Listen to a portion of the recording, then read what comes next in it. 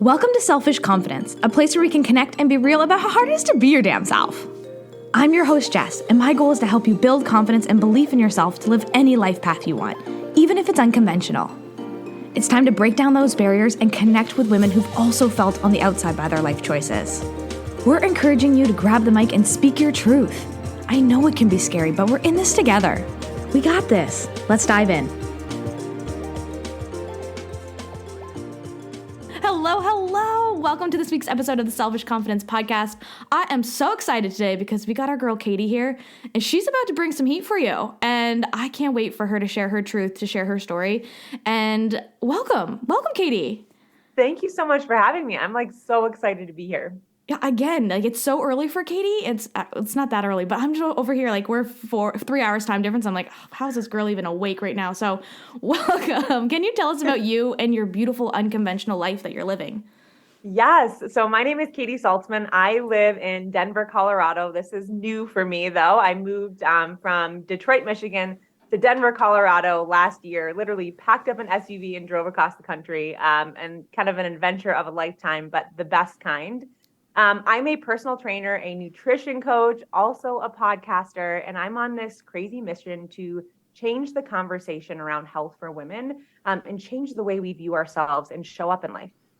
I love that. And I love the way that Katy shows up in the world and how you're really shifting that conversation, because you've made me even question, even today, sitting on here, I'm like, am I allowed to do this or am I allowed to do that? And I know the answer is you're allowed to do anything you want, but there are best ways and best practices for a lot of this. And I'm really excited to dive into this with you today. But before we do, when it comes to your health and fitness journey, what led you to become a nutritionist and a certified personal trainer?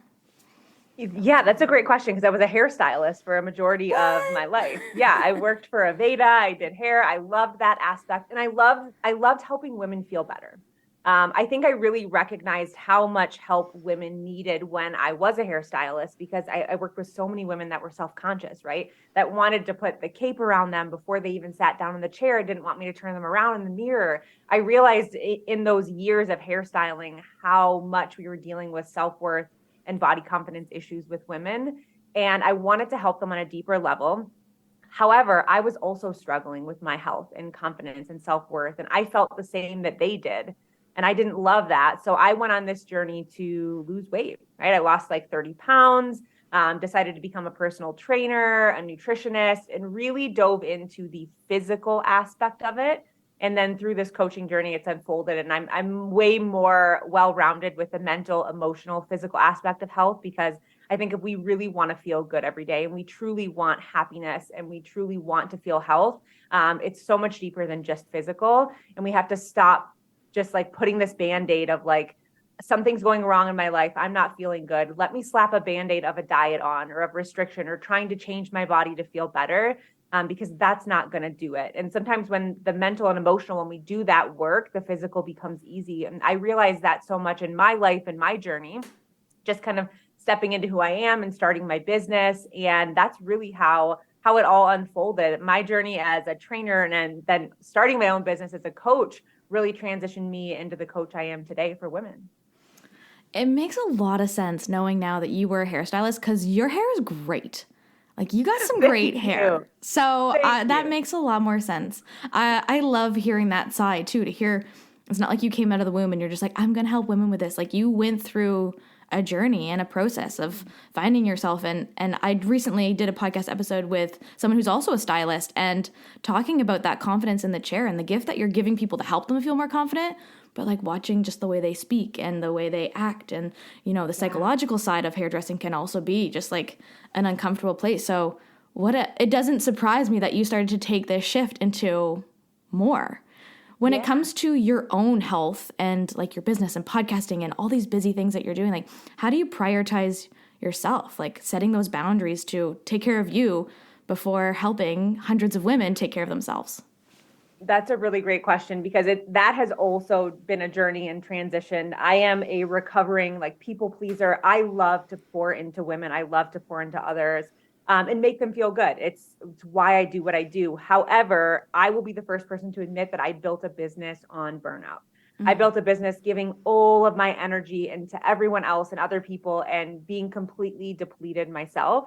And I think that's really common in the training industry, especially because it's really long hours, right? It's early mornings, it's late nights. Nobody really trains midday. And then when I was trying to train and start my own business, I was just working these massive, 14-hour days, completely burned myself out. And then I realized that like my energy is my superpower. And this is what I teach women. I work with a lot of high performing women.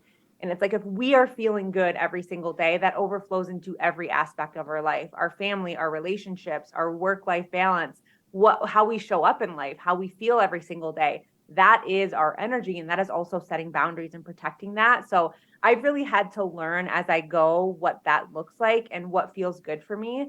You and I were just talking before the show on what feels good for us as far as like our hours that we work. And I'm an early morning person. For me, if I don't have my morning, my morning is my superpower. I get up, I get movement in, I dance around, I get nice and hype. If I don't have that, I'm not able to show up for other people in my life. And it doesn't mean that I have these massive, crazy, long routines. It just means that there are simple things in place and boundaries that I have that help me show up better for other people.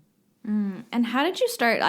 This is my own personal, I'm just curious because as my business is growing and things are just as I told you, really booming, I'm struggling with that boundary. I'm struggling with taking care of myself first and focusing on my confidence before focusing on my clients and the sisters and things that people I'm working with. And I just admire that you can wake up and you can do that. So how do you start to set those boundaries with yourself?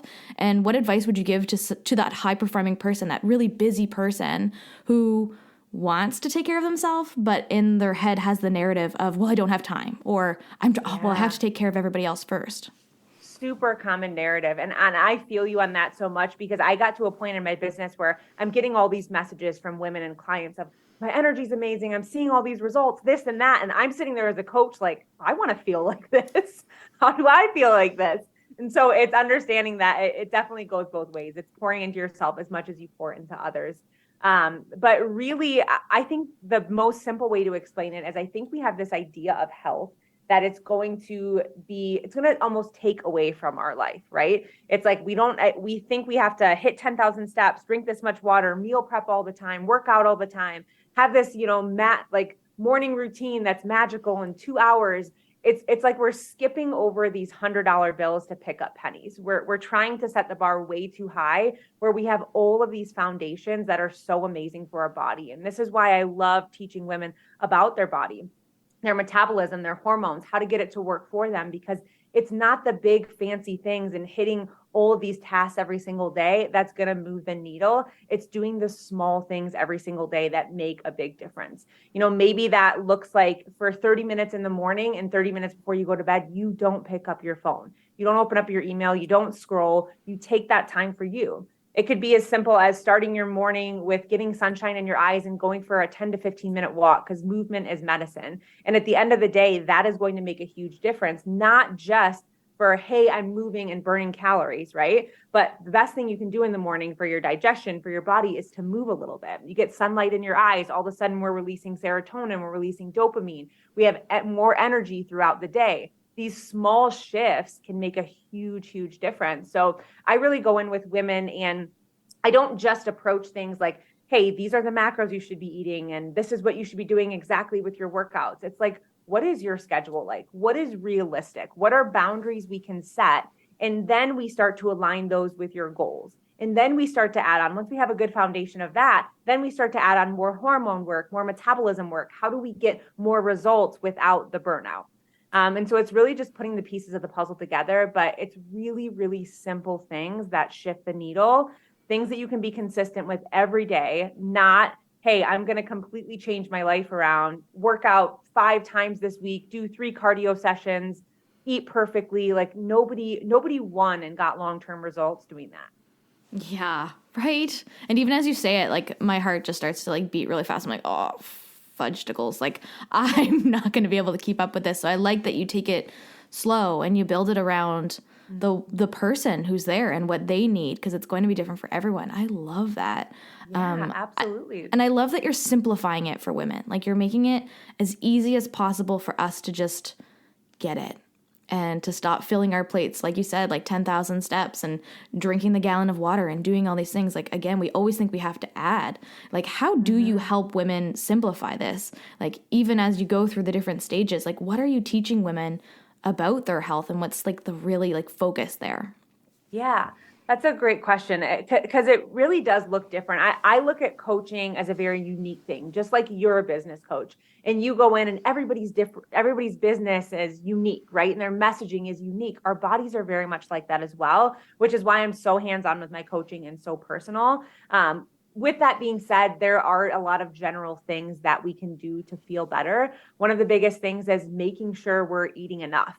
When I start with women, one of the first things I'll have them do is start tracking 5 days, not because I want to know exactly what you're eating and I want to judge where you're at. I'm the least judgmental coach. I want to know what your metabolism is functioning off of every single day versus where we need to be. What meals do you struggle with the most? Like, where, if you were to come off the tracks or if you were to like binge or skip a meal or feel like you're failing, because we have this all or nothing mindset all the time, where would that be?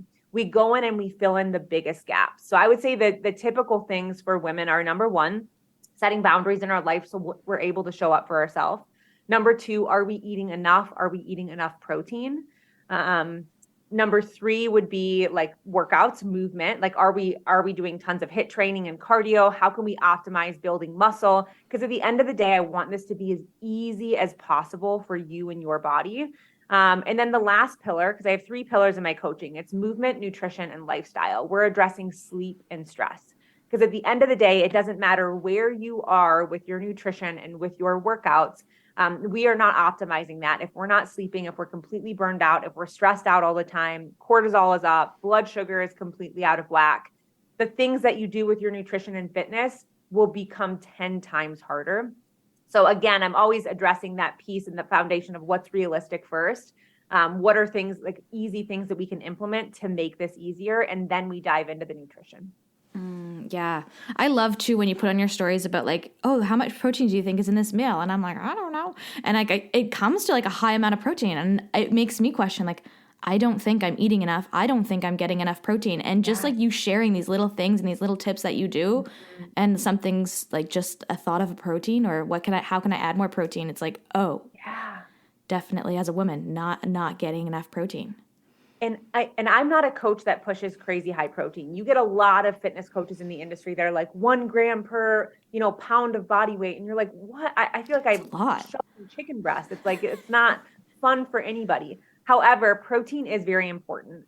Getting enough protein is important, especially for women from a hormone blood sugar standpoint. But here's the best way I can explain it. I think every woman listening can relate to feeling like their metabolism has shifted, downgraded. As you're getting older, it's becoming harder and harder. Your metabolism doesn't actually change. There are all these studies that just came out. I won't geek out on those, but all these studies that just came out that your metabolism actually doesn't shift till your late 50s and early 60s. But what it does is it's adapting to your lifestyle changes over an extended period of time with sleep, with stress, with nutrition. And in our body like has carbs and fats in abundance. It's like a love-hate relationship, but what it doesn't store is protein. So the only way to get protein, like our body is constantly in a catabolic state, which means it's breaking down and rebuilding things. And if it doesn't have enough protein or amino acids to rebuild that, the only place it can find that is in our muscles. And most women I start with are not getting nearly enough protein. So this is over a consistent period of time. Your body is tapping into your muscle, right? It's breaking it down, trying to get those amino acids to rebuild. So because your body's just trying to survive every day, it's doing its thing. We love it. We appreciate it. But over time, you're losing your lean muscle mass, which sets the tone for your metabolic rate. So over time, your metabolic rate is decreasing, even though you don't feel like it is. You don't really understand what's going on internally is different than externally, but this is why it's becoming harder and harder to be able to lose weight. And then we have the stress, on top of it, the low sleep, the lifestyle changes, and the extreme dieting that we're packing on top of that. And our body's like, yeah, we're not doing anything for you. Girl, what? Oh my gosh. Right? Because the world's been telling us for so friggin' long. Society is telling us that women, as we get older, we just suck. Like, essentially, it's what it's telling us. And you just are changing the narrative Like, yes. And it's as simple hello. as eat a little bit more protein. The best thing you can do as a woman in the morning, wake up within 90 minutes of waking up, have 25 grams of protein at your breakfast. It sets the tone for your metabolism, your blood sugar, and your satisfaction for the entire day. It's like something as simple as that. Mind blown over here. Can you give us an example of a breakfast that would have 25 grams of protein? Yeah, absolutely. So I'll stick with like typical breakfast foods. Let's start with like a smoothie, for example. I have this rule in coaching. It's the only rule that I have. It's called the rule of 3. So it's 3 meals a day, 3 macros at every meal, protein, carb, and fat, 3 colors at every meal, which means we're getting variety, we're getting fiber, and we're not skipping out on carbs or macros. So when you're building a smoothie, don't just have berries and almond milk and, ice and protein powder. It's like have the berries, put in some flaxseed, add 2 of my favorite veggies to add into smoothies are raw zucchini. No, it sounds super weird, No, but so good. Can't taste it. And avocado makes it really creamy. Like add those things in, add in some flaxseed. And then you could pair the smoothie. Like that would maybe get you 20, 25 grams, but a smoothie for me doesn't keep me super satisfied. So I pair it with sprouted grain bread with a tablespoon of peanut butter on top. All of a sudden, boom, I'm at like 31 grams of protein. So you could do that. Yeah. You could do 2 pieces of sprouted grain toast. I always get like the mini slices with some hummus and avocado on top, put into like 2 fried eggs. You can add in egg whites if you want. But that right there will probably be 25 grams of protein. You could do oatmeal with protein powder. There's all sorts of different things you can do. Even a parfait. It's like, don't just have a yogurt on the go for breakfast. Bring berries with it. Bring flaxseed. Maybe you could add in flaxseed, hemp seed, chia seeds. Like if you focus on what you can add to your meal and not take away, it changes just your health in general. You focus on what you can add instead of take away. It changes your outlook on it. And it changes the hyper focus on weight loss into feeling good. And most of the time when we're feeling good, weight loss will happen. Yeah. And I love that we're finally focusing on adding, like putting more, like here's not just some special K and yogurt. Like we're talking about like actually creating a meal and eating something and feeding and fueling your body. And I think it's about freaking time. Like, absolutely. Why have our whole lives we've been like about this eating less thing where all of a sudden you're just telling us like at least 25 grams of protein. Like you need to be eating something in the morning. Like, come on. 100%. It's like, and also that your like calories, food is our best source of energy. Your energy is your superpower. If you want to be able to show up for all of your clients, for your business, for your family and life, like you better be fueling that body properly. And it doesn't mean like, but again, we're so hyper focused on weight loss that we're used to being exhausted and depleted and feeling like crap all the time. And it's like, we've normalized that, and that is not normal. We need to normalize feeling so good, showing up for ourselves, confidence, self-worth. Like this is why I'm trying to change the conversation around it. I love it. I love it so much. And now I'm kind of hungry. I'm not going to lie to you. I love this like well-rounded approach to wellness. Like this just like feeling of us encompassing it all, like being wellness. It's not just like, oh, I have to go on another diet. Like it's just like feeling great, like, and not focusing on the weight loss. So what are some ways, like, can you share with us some ways that you can measure health without it being weight loss focused? Yes, that's a great question. So I would say I use biofeedback, a term called biofeedback. I don't just use it. I didn't make it up. You just pulled that one out of your pocket. You're like, I patented it. It's mine. Thank you. I've coined this term. No. It's an industry term. It's called biofeedback. So we're focusing on sleep, stress, hunger, mindset, energy levels, and digestion.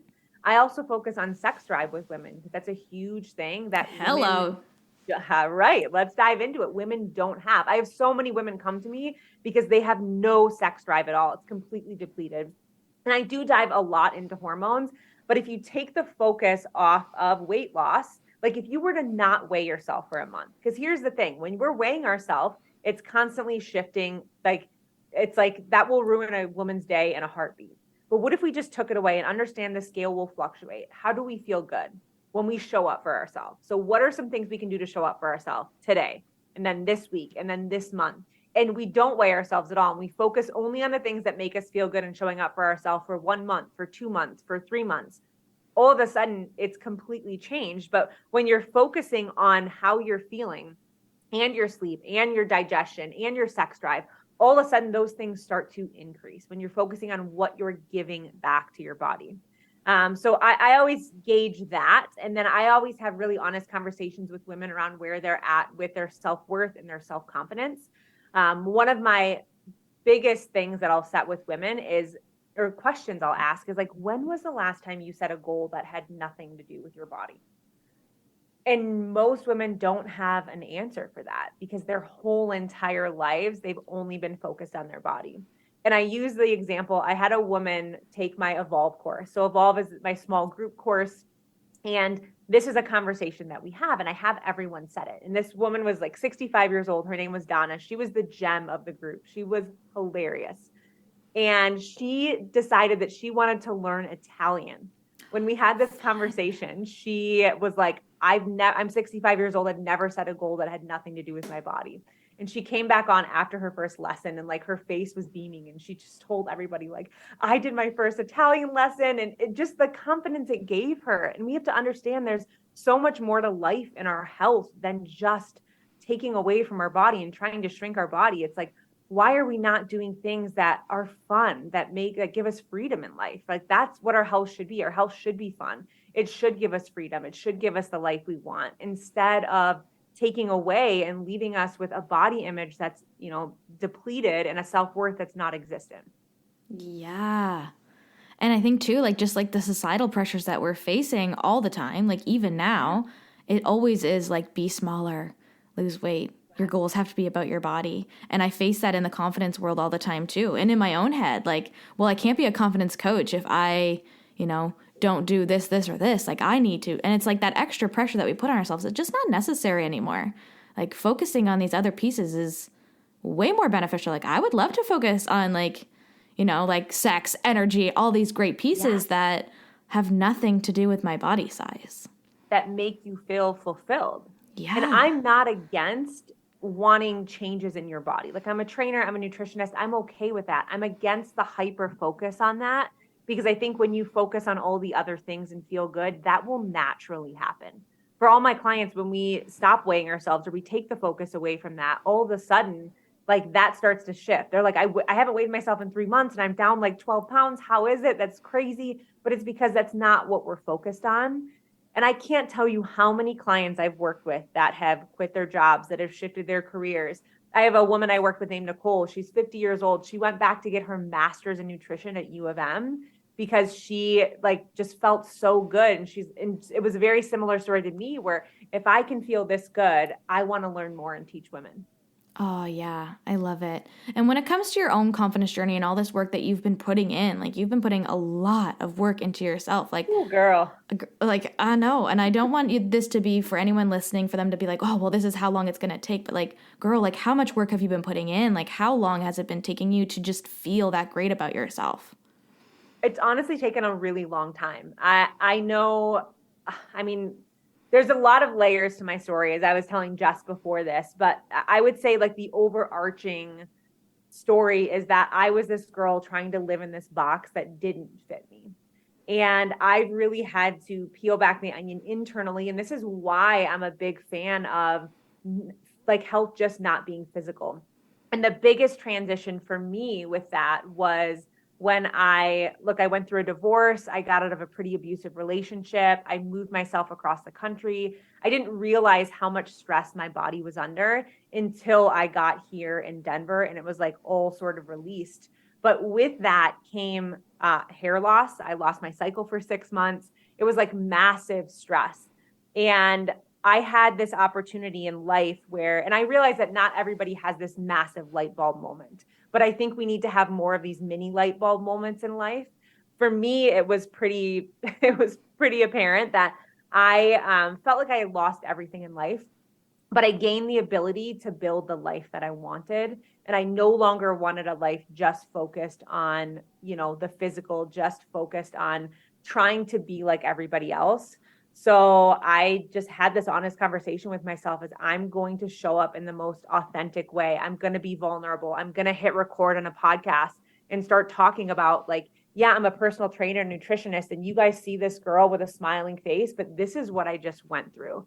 And when I was able to do that and sort of shed these layers of trying to look perfect, I was able to truly be myself. And I think that's where a lot of women are at with this like perfectionist mindset and trying to show up as somebody that they're not and trying to fit into this box. And doing that is the most freeing thing, and it will naturally build confidence. So if I could give anybody one tip to build more confidence and to be yourself, it's to release the expectations of who you think you should be and step into who you really want to be. Yes. And I bet there's so many people listening right now who can feel connected with your story, especially on the fact of trying to fit into the mother fudging box and society's box that they put us in. And it's not fair. Like the fact that you get to step out of that and finally feel like yourself, that just tells us how messed up this box is in the world that we're like being placed in. So I love that you're stepping into that and you're sharing your truth, the world, and you're shining as brightly as you are, even with dark seasons and even with a past and even with a future that we don't know is coming. And you're just doing such a beautiful job at helping women feel confident and feel great in who they are. So thank you for the work that you do and for everything that you're doing. I really appreciate you saying that. And I just want to say one thing to anyone listening. I think a lot of times we feel guilty for not showing up as who we are. We have to understand that this is conditioning that's happened over a long period of time since we were younger, since we were kids. I grew up in a super religious family. Look, I love my family. Like they're fantastic. They did the best that they could and what they knew, but it was very like a perfectionist mindset, like put a smile on your face, even when things are not okay.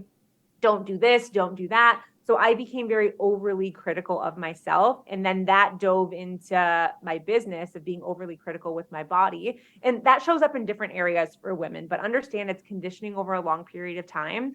And it's going to take time to break. You have to be as consistent as you were with the wrong conditioning, with the right conditioning. And most of the time we give it a day or two and then we give up. So the best thing you can do is don't give up, continuous forward motion. Pair your affirmations with action, not just the affirmations, and one foot in front of the other, just keep going. Because the only way to shift how you show up in life is to just keep going. Yes. Yeah, exactly. And I love that you touch on how long it's going to take. Because earlier when I asked you that question, I'm like, I don't want anyone listening to this to be like, oh, well, it took Katy, 5 years, so it's going to take me 5 years. Like, let's not compare our journeys. Like, actually just focus on stepping one foot in front of the other and doing those things. And remember, it's probably going to take a long freaking time, but there's no better time than right now to get started. So let's go. Absolutely. Yeah, absolutely. And just when I thought I had it, my life got totally flipped upside down and another layer came. But that's how you grow. Truly it is. Like I wouldn't take back my struggles for anything because it's made me who I am today. So 100%. Don't like push away the messy season, the hard season of healing, of undoing things, of rewiring patterns and habits and behaviors, because that is where the growth happens. Yeah. And that hard season shifted you into who you are now and shifted you in this direction of the business that you're building. And same thing for me. I wouldn't be sitting on this mic had I not had a hard season. And I think there's something really beautiful in being vulnerable and sharing that with the world. Yeah. And I think the difference is, pre this season, I had confidence to everybody else, but it's confidence that could have been taken away. And now that I've like really leaned into the messy season, I've gone through all of the things and done the healing journey. I feel like it's confidence that nobody could take away, even if they tried. And that's the difference.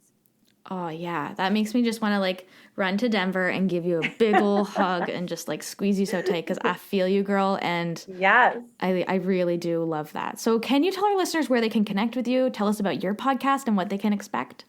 Yes. So I love podcasting so much. I love connecting with women on a greater platform. My podcast is called Crying Burns Calories. I feel like everybody always thinks I say crime. It's not a crime podcast. That too. I don't know if it's a Midwest twang that I have, but everyone's like, oh, crime. I'm like, no, crying. We cry. So we cry. We don't do crimes. We just cry.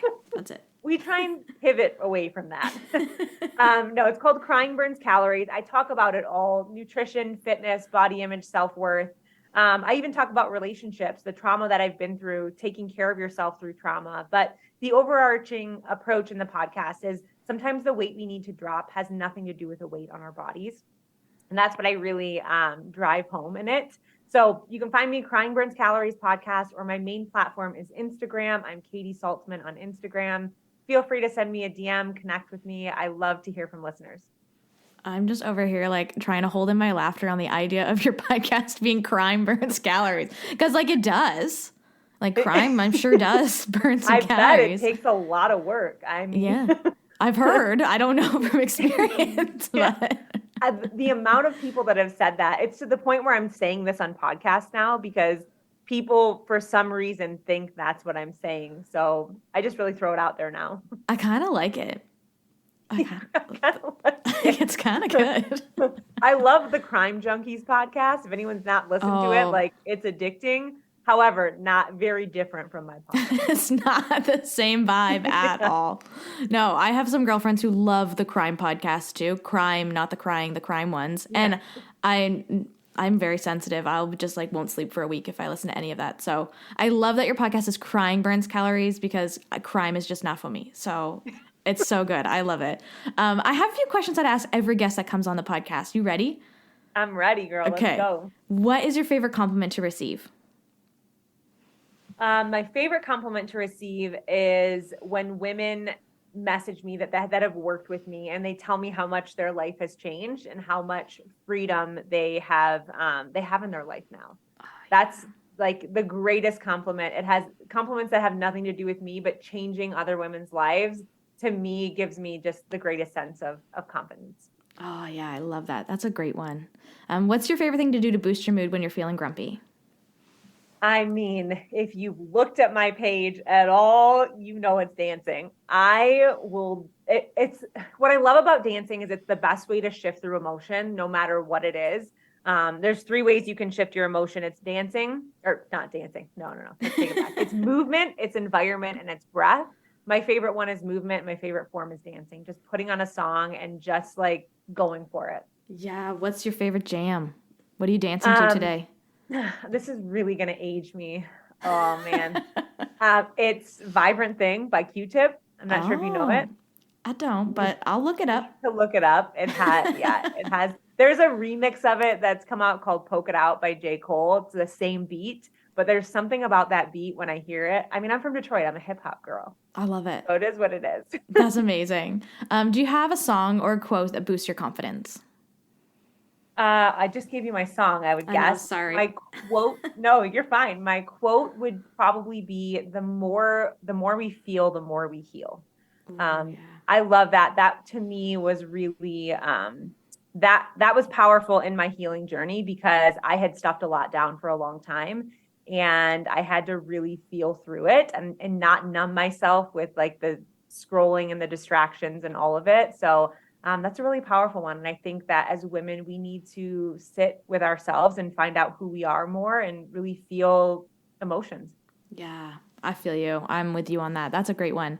Thank you so much, Katy, for being here and for spreading your light and your truth with us. I just am so grateful to spend this time with you. Thank you so much for having me.